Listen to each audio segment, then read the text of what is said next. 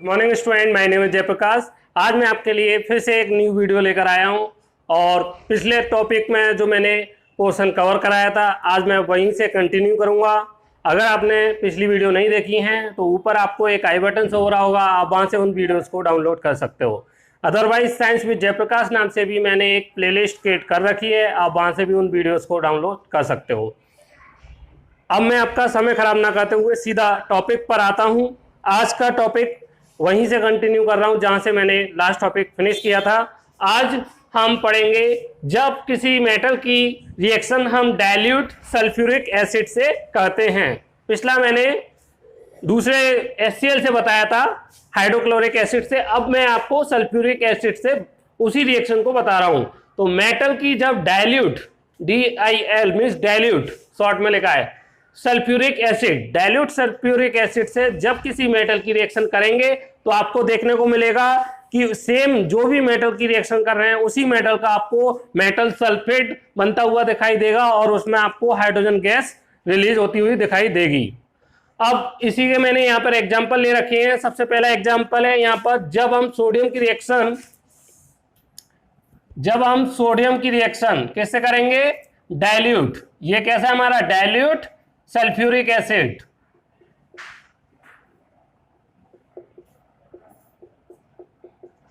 जब हम किसी यहां पे सोडियम मेटल है, सोडियम मेटल की रिएक्शन सल्फ्यूरिक एसिड से कर रहे हैं जो कि कैसा है नेचर में, डाइल्यूट नेचर का सल्फ्यूरिक एसिड लिया है। और मैं आपको बता चुका हूं डाइल्यूट मींस क्या है, जिसमें एसिड की जो कंसंट्रेशन है बहुत ज्यादा कम हो, 1 to 5% हो और 95% उसमें क्या होना चाहिए, वाटर प्रेजेंट होना चाहिए। तो हम कहेंगे कि वो हमारा डाइल्यूट एसिड है। यहां पर हमने डाइल्यूट सल्फ्यूरिक एसिड लिया है। तो आप देख रहे हैं इस सोडियम जो मेटल है उसने H2SO4 में से हाइड्रोजन को क्या कर दिया है, रिप्लेस कर दिया है और उसके स्थान पर कौन आ गया है, स्वयं आ गया है। सोडियम ने H2SO4 में से हाइड्रोजन को डिस्प्लेस कर दिया है, रिमूव कर दिया और Na2SO4 क्या बन गया हमारा, सोडियम सल्फेट बन गया है, सोडियम सल्फेट। तो इन सभी रिएक्शन में आपको एक कॉमन चीज देखने को मिलेगी, जितनी भी मेटल हैं वो H2SO4 जो डाइल्यूट सल्फ्यूरिक एसिड है उसमें से हाइड्रोजन को क्या कर देंगी, रिप्लेस कर देंगी या डिस्प्लेस कर देंगी। ओके, और स्वयं उसका सल्फेट बना देंगी और आप देखेंगे इसमें आपको हाइड्रोजन गैस निकलती हुई दिखाई देगी। ओके, अब सेम हम मैग्नीशियम मेटल से, मैग्नीशियम मेटल की रिएक्शन यहां पर डाइल्यूट, कैसे, डाइल्यूट सल्फ्यूरिक एसिड से कराएंगे। तो आप देखेंगे फिर से इसमें भी आपको सेम प्रोसेस दिखाई देगा। जो Mg मेटल है वो H2SO4 में से हाइड्रोजन को डिस्प्लेस कर देगी, हाइड्रोजन इसमें से डिस्प्लेस हो जाएगा और Mg इसके प्लेस पर आ जाएगा, MgSO4 क्या बन जाएगा, मैग्नीशियम सल्फेट।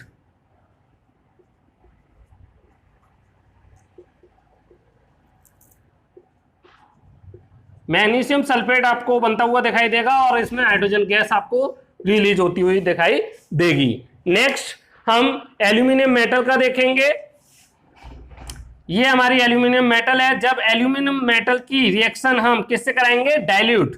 सभी में हमें ये ध्यान रखना है कौन सा H2SO4 लेना है, डाइल्यूट नेचर का। तो डाइल्यूट सल्फ्यूरिक एसिड हम इसमें लेंगे। तो आप देखेंगे क्या बनना है हमारा, इसमें भी सेम प्रोसेस होगा। जो एल्यूमिनियम मेटल है वो H2SO4 में से हाइड्रोजन को डिस्प्लेस कर देगी और क्या बनाएगी, Al2SO4 एल्यूमिनियम सल्फेट।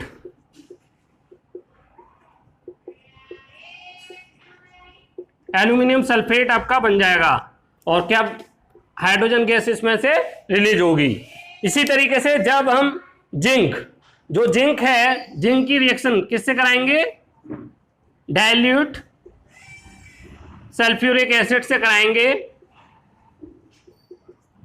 तो आप देखेंगे ZnSO4 जिंक सल्फेट बन रहा है, जिंक सल्फेट बनेगा और इसमें से आपको हाइड्रोजन गैस निकलती हुई, रिलीज होती हुई दिखाई देगी।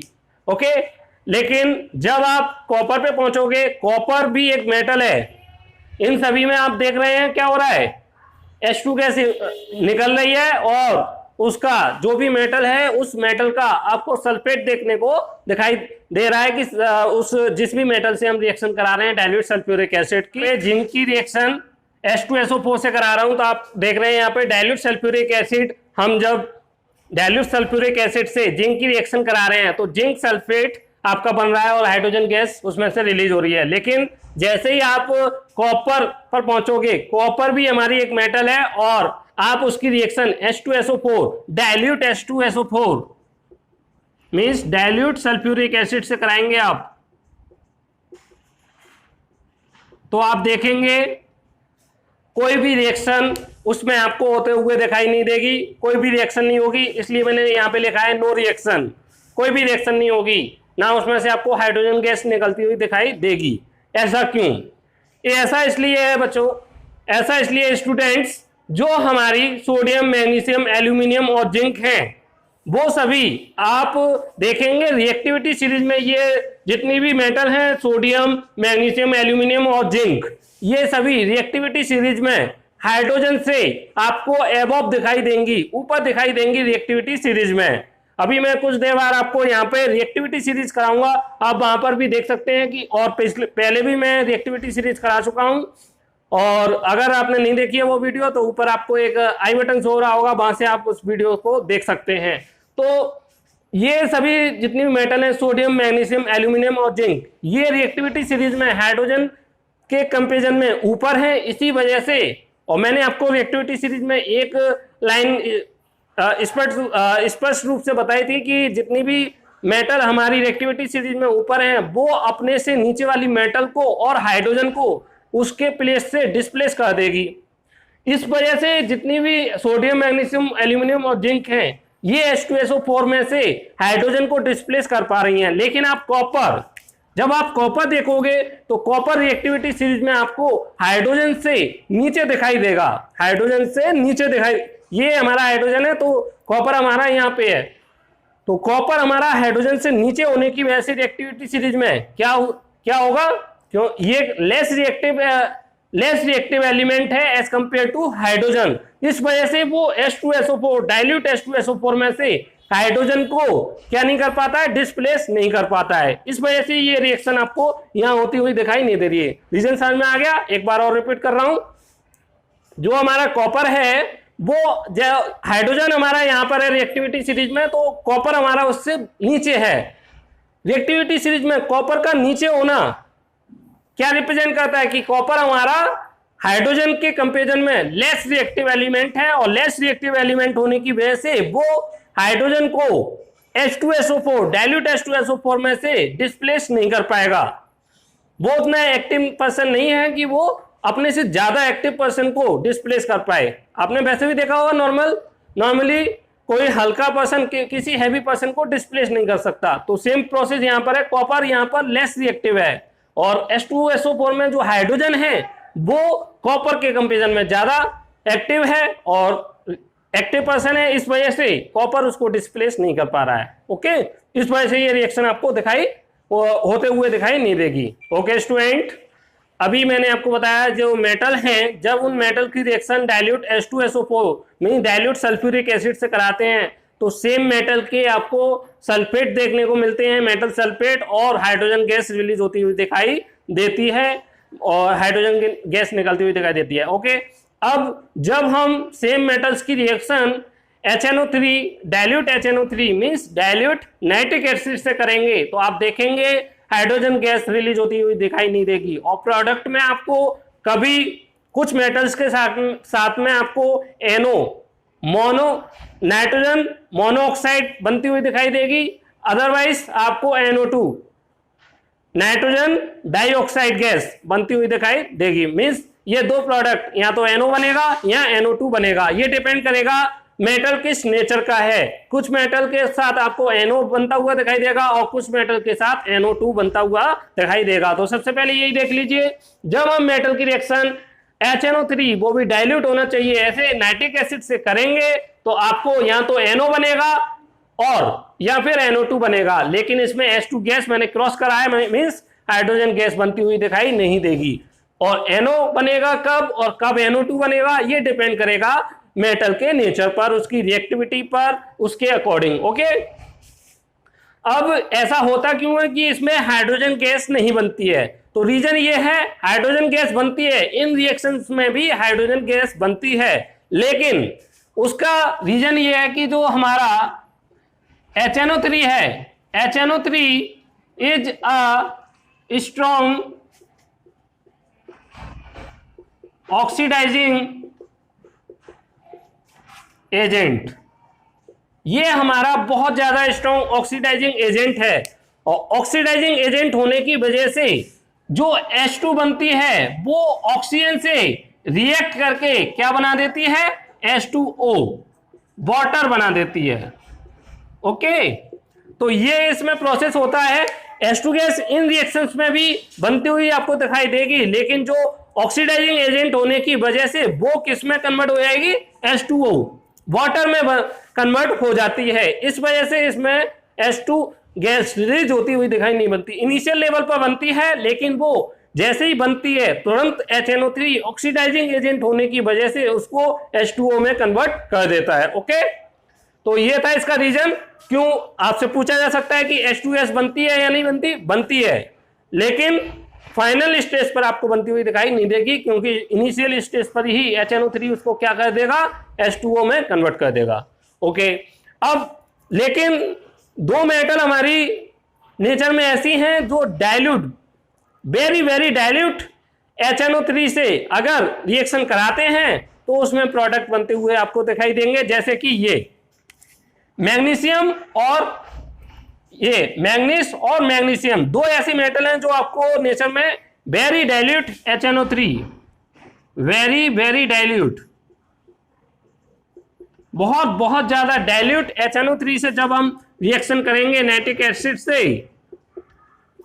तो आप देखेंगे क्या बनेगा इसमें? Magnesium nitrate.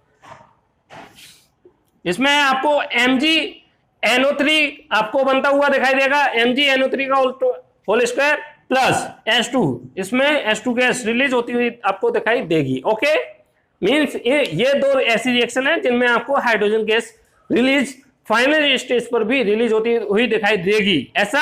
और फिर Mn, जब मैग्नीज की रिएक्शन HNO3 से कराएंगे नाइट्रिक एसिड से, वो भी कैसा होना चाहिए? Very very dilute, very very dilute. अगर हम कंसेंट्रेटेड नाइट्रिक एसिड लेंगे तो ये रिएक्शन नहीं होगी, या डाइल्यूट नाइट्रिक एसिड लेंगे तो भी ये रिएक्शन नहीं होगी। बहुत बहुत ज्यादा डाइल्यूट एसिड नाइट्रिक एसिड लेंगे तब जाकर आपको ये रिएक्शन परफॉर्म होती हुई दिखाई देगी, उसमें हाइड्रोजन गैस रिलीज होती हुई दिखाई देगी। इसमें भी क्या बनेगा?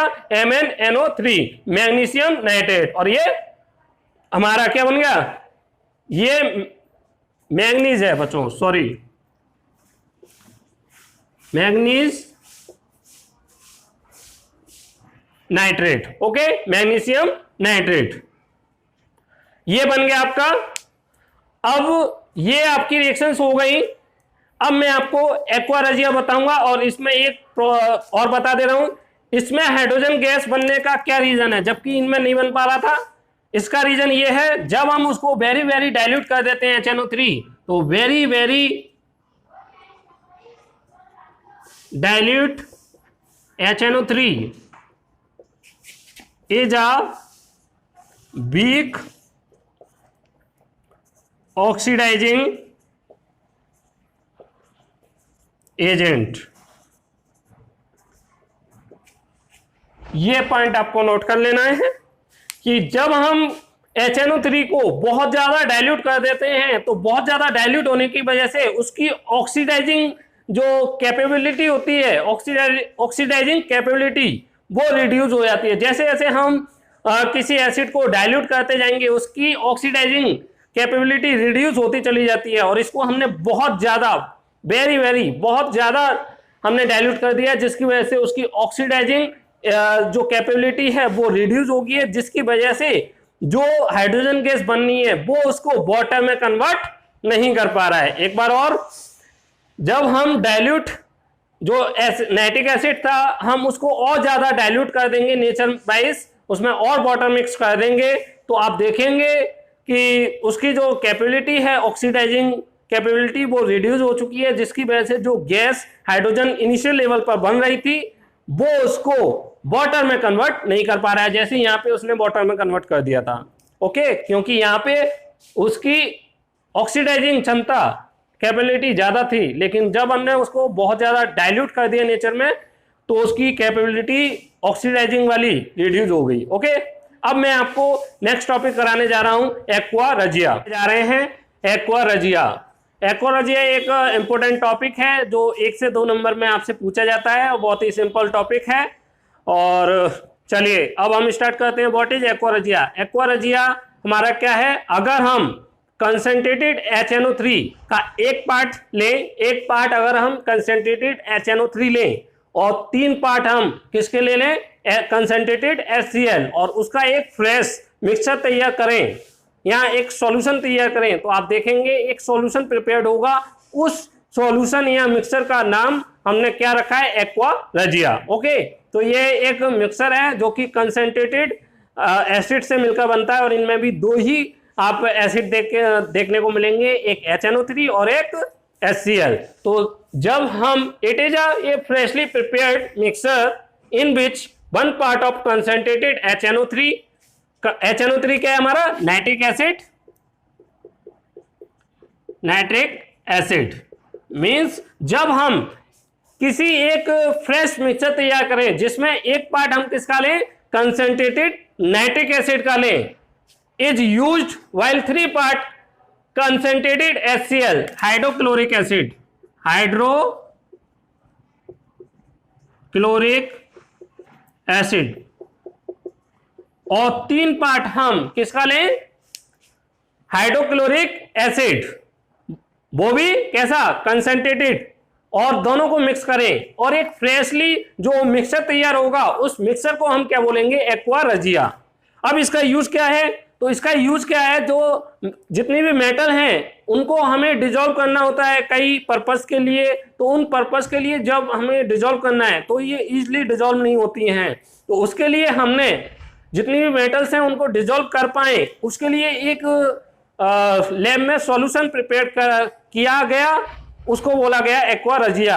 ये एक ऐसा सॉल्यूशन है जिसमें लगभग सभी मेटल्स हमारी क्या हो जाती हैं? डिजोल्व हो जाती हैं, और जिसका हम कई तरीके से यूज कर लेते हैं। जैसे यहाँ पे गोल्ड और प्लेटिनियम, ये काफी ऐसी मेटल हैं जो इजीली हर किसी सॉल्यूशन में डिजोल्व नहीं हो पाती हैं, तो ये भी ऐसी मेटल हैं जो ये मेटल भी हमारी एक्वा रजिया सॉल्यूशन में इजीली डिजोल्व हो जाती हैं, और जिसका फिर हम फ्यूचर में अलग अलग तरीके से यूज कर लेते हैं। ओके, तो aqua regia is a solution और mixture that capable dissolve all metal to it. Means ये एक ऐसा मिक्सचर और सॉल्यूशन है और जो कैपेबल है जितनी भी मेटल्स हैं उनको अपने में डिजोल्व करा लेने में। मींस अगर हम इसमें किसी मेटल को डालते हैं तो पूरी तरीके से वो उसमें मिक्स हो जाएगा, आपको पता नहीं चलेगा कि इसमें मेटल थी भी कि नहीं, उस सॉल्यूशन में वो पूरी तरीके से मिक्स हो जाएगा। जैसे हम एक गिलास वाटर में हम शुगर को मिक्स करें 1 चम्मच, तो आप देखेंगे 1 स्पून अगर हम शुगर 1 गिलास वाटर में मिक्स करते हैं तो पूरी तरीके से डिसअपियर हो जाता है। इसी तरीके से आप जब किसी मेटल को एक्वा रजिया सॉल्यूशन में मिक्स करोगे तो आप देखेंगे पूरी की पूरी मेटल आपको डिसॉल्व हो जाएगी, आप पता नहीं कर पाएंगे कि इसमें हमने कुछ मेटल डाली भी थी। ओके, तो इस तरीके से इसका यूज होता है, और गोल्ड और प्लेटिनियम मेटल भी हमारी इसमें डिसॉल्व हो जाती हैं। तो आपको याद रखना है एक्वा रजिया है क्या? 1 पार्ट HNO कंसंट्रेटेड HNO3 और 1 पार्ट हमारा क्या हो गया? कंसंट्रेटेड, वो 3 पार्ट कंसंट्रेटेड HCl।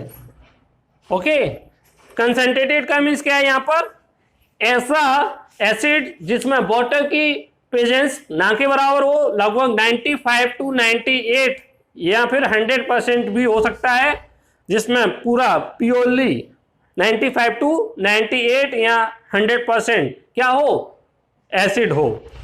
तो ये उसी तरीके का एसिड है। ये हमारा एक्वारेजिया है। ये काफ़ी इंपॉर्टेंट टॉपिक है जो कि बोर्ड में काफ़ी बार पूछा भी गया है और आने वाले पेपर्स में भी आने के चांसेस हैं, तो आप इसको अच्छी तरीके से प्रिपेयर कर लेना। ओके स्टूडेंट, अब हम पढ़ने जा रहे हैं रिएक्टिविटी सीरीज। रिएक्टिविटी सीरीज क्या है? तो रिएक्टिविटी सीरीज में हमने कई सारी मेटल्स हमारे पास अवेलेबल हैं, उन मेटल्स को एक अरेंजमेंट किया गया है, उनकी एक लिस्ट बनाई गई है जो कि डिक्रीजिंग ऑर्डर में है। जैसे कि आप यहाँ पे देख पा रहे हैं, ये आप एक लिस्ट दिखाई दे रही है जो कि वर्टिकल कॉलम में है। एक वर्टिकल कॉलम में हमने इनको डिक्रीजिंग ऑर्डर ऑफ रिएक्टिवनेस, जितनी भी मेटल है उनकी जो रिएक्टिवनेस है उनके डिक्रीजिंग ऑर्डर में एक वर्टिकल कॉलम में इनको अरेंज किया है। इस अरेंजमेंट को ही हम क्या बोलते हैं, रिएक्टिविटी सीरीज। तो सबसे पहले हम इसकी डेफिनेशन लिख लेंगे। It is a arrangement of metals in a vertical column। Vertical column में ये क्या है, एक अरेंजमेंट है। It is a arrangement of metals in a vertical column। Okay, vertical column में ये अरेंजमेंट है आपका मेटल्स का in order of decreasing reactivity of metals. तो ये it is arrangement of metal in a vertical column in order of decreasing reactivity of metal या रिएक्टिवनेस। Okay, आप रिएक्टिवनेस भी लिख सकते हैं इस जगह पे।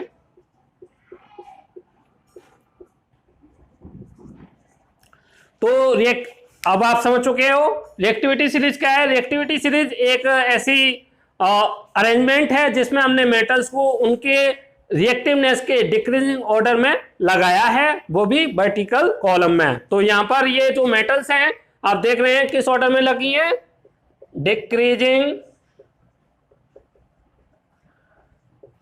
Order of रिएक्टिवनेस।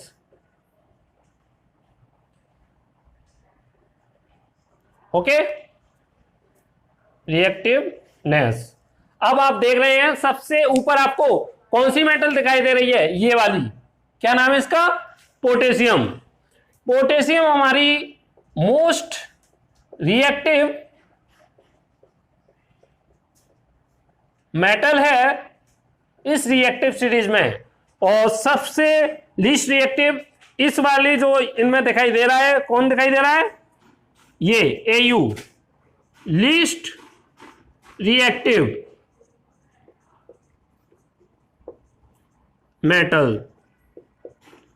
अब इस रिएक्टिव सीरीज का हम यूज कैसे करेंगे, उसमें इसका यूज इस तरीके से है, जो आप इसमें ऊपर वाली मेटल देख रहे हैं वो अपने से नीचे वाली जो भी मेटल है, जैसे ये K है पोटेशियम, इससे नीचे आपको कितनी मेटल दिखाई दे रही हैं, 1 2 3 4 5 6 7 8 9 10 11 12 13 मेटल आपको इसके नीचे दिखाई दे रही हैं। अब आप क्या करेंगे, जब भी पोटेशियम की रिएक्शन इनके किसी भी सॉल्ट सॉल्यूशन से होगी या सल्फेट से होगी, तो आप देखेंगे ये वाला उन मेटल्स के सॉल्यूशन में से इन मेटल्स को डिस्प्लेस कर देगा और उनके प्लेस पर खुद आ जाएगा। पहला जो कि डिस्प्लेसमेंट रिएक्शन में होता है। डिस्प्लेसमेंट रिएक्शन में मैंने इसको एक पहले भी समझा चुका हूं आपको रिएक्टिविटी सीरीज को।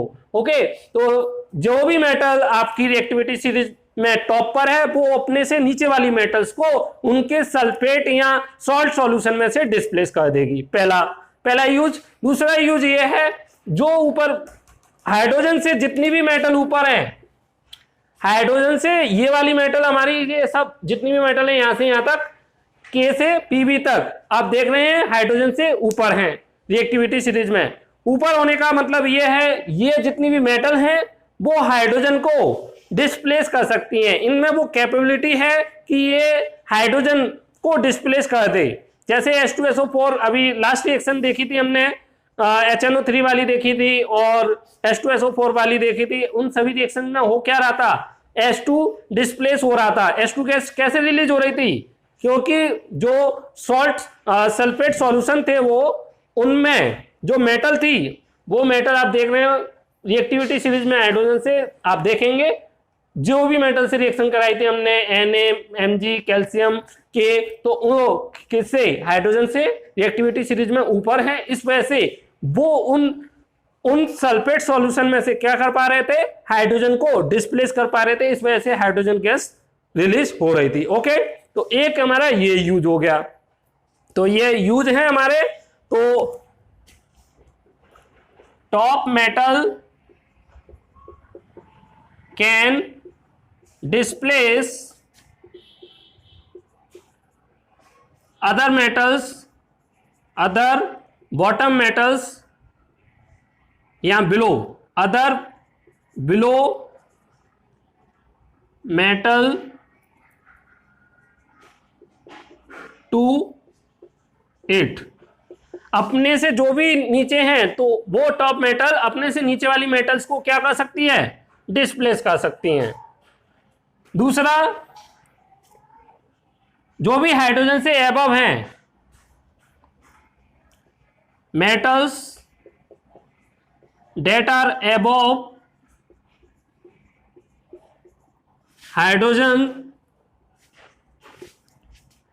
Hydrogen, in reactivity series, those metals can displace hydrogen from solutions, sulfate solution या अदर।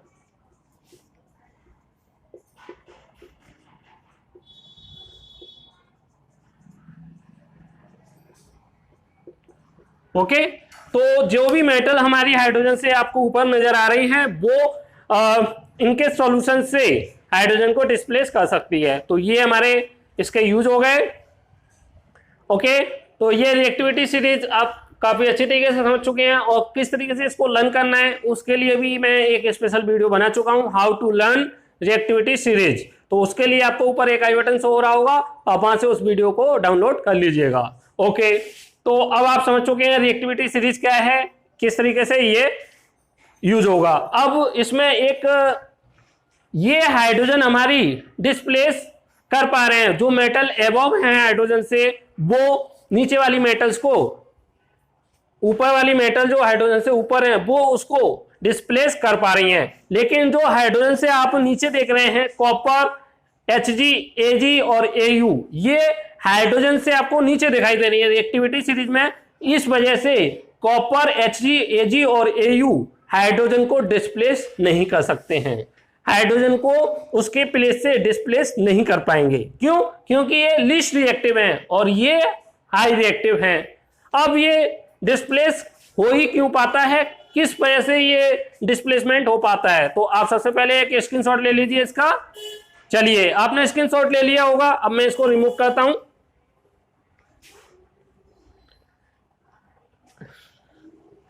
अब ये हाइड्रोजन हमारा डिस्प्लेस हो पाता है, ऐसा क्यों? ऐसा इसलिए है, जो ऊपर वाली मेटल्स हैं, जैसे आपने के देखा है, ये एक इलेक्ट्रॉन लूज कर देगा, ये क्या करेगा, के प्लस बनाता है एक इलेक्ट्रॉन को लूज करके, Na क्या करता है, Na प्लस बनाता है इलेक्ट्रॉन लूज करके। तो ये टॉप वाली जो आपको मेटल दिखाई दे रही है, के, Na, कैल्शियम, मैग्नीशियम, एल्यूमिनियम, ये वो मेटल्स हैं जो अपने पॉजिटिव आयंस बनाती हैं। ये क्या है हमारे पॉजिटिव आयन, पॉजिटिव आयंस, ये हमारे पॉजिटिव आयंस बनाती हैं तो जो टॉप मोस्ट आपकी मेटल दिखाई दे रही है रिएक्टिविटी सीरीज में, ये अपने इलेक्ट्रॉन को इजिली लूज कर देती हैं। आउटर मोस्ट सेल में जो इलेक्ट्रॉन्स हैं, जैसे हम Na का देखें, Na का क्या है 11, क्या हो गया 2,8,1। आउटर मोस्ट सेल ये हो गया हमारा KLM, ये हमारा आउटर मोस्ट सेल हो गया। आउटर मोस्ट सेल कौन सा होता है? सबसे लास्ट वाले सेल को हम आउटर मोस्ट सेल बोलते हैं। इसमें एक इलेक्ट्रॉन है और अपने कन्फिगुरेशन को स्टेबल बनाने के लिए इसके आउटर मोस्ट सेल में कितने इलेक्ट्रॉन होने चाहिए? 8 इलेक्ट्रॉन होने चाहिए स्टेबल होने के लिए। स्टेबल होने के लिए आउटर मोस्ट सेल में कितने इलेक्ट्रॉन होने चाहिए? आउटर मोस्ट सेल 8 इलेक्ट्रॉन होने चाहिए। एक या दो केस हैं जिनमें हमारे 2 रह सकते हैं, हीलियम हाइड्रोजन, ये 2 हैं जिनमें 2 में काम चल जाता है आउटर मोस्ट में। बाकी के जितने भी अदर एलिमेंट हैं उनको स्टेबल होने के लिए अपने आउटर मोस्ट सेल में 8 इलेक्ट्रॉन कंप्लीट करने होते हैं। तो ये कंप्लीट करने के लिए या तो इसको 7 लेने पड़ेंगे या ये एक को गिव अप कर दे, अपने एक एक्स्ट्रा इलेक्ट्रॉन को गिव अप कर दे। तो फिर से लास्ट सेल कौन सा हो जाएगा? जब हम इसको रिमूव कर देंगे तो आउटर मोस्ट सेल, मान लीजिए अब इसने क्या किया, अपना ये एक इलेक्ट्रॉन, सबसे पहले आप स्क्रीनशॉट ले लीजिए। चलिए, अब इसने ये एक इलेक्ट्रॉन क्या किया, जो एक इलेक्ट्रॉन था इसने गिव अप कर दिया, तो ये स्पेस खाली हो गया, वैकेंट हो गया। ये वाला बंदा यहां से चला गया तो ये वैकेंट हो गया, KLM M सेल खाली हो चुका है। अब इसका मैं पूछूं आउटर मोस्ट सेल कौन सा है, तो आउटर मोस्ट सेल हो गया हमारा ये आउटर मोस्ट सेल, और एक इलेक्ट्रॉन इसने गिव अप कर दिया है। तो अब क्या हो गया, ये क्या बन गया Na+। ओके, एक इलेक्ट्रॉन लूज कर दिया इसलिए ये Na+ बन गया। तो इस तरीके से ये पॉजिटिव आयन बना लेते हैं, और जो मेटल जितना इजी वे में इजली अपने इलेक्ट्रॉन्स को लूज करके पॉजिटिव आयन बनाएंगी, वो उतनी ज्यादा हाई रिएक्टिव एलिमेंट कहलाते हैं। और जितने हाई रिएक्टिव एलिमेंट होंगे वो उतना ही जल्दी दूसरी मेटल को डिस्प्लेस करने की कैपेबिलिटी रखते हैं। इस वजह से आप देख पा रहे हैं ऊपर वाली मेटल अपने से नीचे वाली मेटल्स को उनके सल्फेट सॉल्यूशन में से या अदर सॉल्यूशन में से डिस्प्लेस कर देती हैं, और जितनी भी हाइड्रोजन से ऊपर वाली मेटल्स हैं वो हाइड्रोजन को डिस्प्लेस कर पाती हैं, क्योंकि जो कॉपर, Hg, Ag और Au है, ये इतने ज्यादा लीस्ट रिएक्टिव एलिमेंट हैं। और लीस्ट होने का रीजन क्या है, वो अपने आउटर मोस्ट सेल के जो एक्स्ट्रा इलेक्ट्रॉन्स हैं उनको इजिली लूज नहीं कर पाती हैं, आसानी से लूज नहीं कर पाती हैं। काफी ज्यादा प्रॉब्लम्स के साथ में इनको लूज हो पाते हैं इलेक्ट्रॉन्स, और इजिली लूज ना होने की वजह से ये लीस्ट रिएक्टिव में आते हैं। और लीस्ट रिएक्टिव होने की वजह से हाइड्रोजन से भी ये लीस्ट रिएक्टिव हैं, और हाइड्रोजन उनके कंपेरिजन में इजिली लूज कर देता है अपने इलेक्ट्रॉन्स को। इस वजह से ये लीस्ट रिएक्टिव है हाइड्रोजन से। तो ये लीस्ट रिएक्टिव होने की वजह से हाइड्रोजन को उसके प्लेस से डिस्प्लेस नहीं कर पाते हैं। तो ये थी मेरी रिएक्टिविटी सीरीज पर। एक बार मैं फिर से रिपीट कर दे रहा हूं, जो जितनी भी मेटल्स हैं टॉप वाली, वो अपने आउटर मोस्ट सेल के इलेक्ट्रॉन्स को इजिली डोनेट कर देती हैं और पॉजिटिव आयन बनाती हैं। और जो मेटल जितनी जल्दी से अपने आउटर मोस्ट सेल के जो इलेक्ट्रॉन्स हैं लूज कर देगी और पॉजिटिव आयंस जितना आसानी से बना लेगी, वो मेटल्स उतनी ज़्यादा हाई रिएक्टिव मेटल्स कहलाती हैं। और जितना ज़्यादा हाई रिएक्टिव होंगी वो अपने से नीचे वाली मेटल्स को डिस्प्लेस कर पाएंगी, उनमें वो कैपेबिलिटी होगी डिस्प्लेस करने वाली, और वो हाइड्रोजन को भी डिस्प्लेस कर पाएगी, वो भी कैपेबिलिटी होगी, क्योंकि वो हाइड्रोजन से भी क्या होगी, ज्यादा हाई रिएक्टिव होगी। जबकि ये नीचे वाली मेटल्स देख रहे हैं हाइड्रोजन से, वो अपने आखिरी सेल के जो आउटर मोस्ट सेल के इलेक्ट्रॉन्स हैं उनको आसानी से लूज नहीं कर पाती है, और आसानी से लूज ना करने की वजह से क्या होता है, वो अपने इलेक्ट्रॉन्स को आसानी से लूज ना करने की वजह से लीस्ट रिएक्टिव होती हैं। और लीस्ट रिएक्टिव होने की वजह से उनमें वो कैपेबिलिटी नहीं होती है कि वो हाइड्रोजन को उसके प्लेस से डिस्प्लेस कर पाए या अपने से ऊपर वाली मेटल्स को उनके सल्फेट सॉल्यूशन से डिस्प्लेस कर पाए। इस वजह से वो रिएक्शंस आपको होती हुई दिखाई नहीं देंगी। अगर आप लीस्ट रिएक्टिव एलिमेंट से उसके हाई रिएक्टिव एलिमेंट के सॉल्यूशन से रिएक्शन कराते हैं तो वो रिएक्शन नहीं होगी, लेकिन जस्ट अपोजिट करोगे तो वो रिएक्शन होगी। अब ये वीडियो काफ़ी लेंथी जा रही है, इस वजह से अब इस रिएक्टिविटी सीरीज टॉपिक कंप्लीट हो गया है, लेकिन अब इनके बेस पर आपको कई केमिकल रिएक्शंस देखने को मिलेंगी, वो मैं आपको नेक्स्ट वीडियो में कराऊंगा। अगर आपको ये वीडियो पसंद आई हो और वीडियो को काफ़ी आपने एंजॉय किया हो तो प्लीज़ वीडियो को लाइक करें, शेयर करें, वीडियो पर कमेंट करें, और अभी तक चैनल को सब्सक्राइब नहीं किया है तो प्लीज़ भाई चैनल को सब्सक्राइब कर लो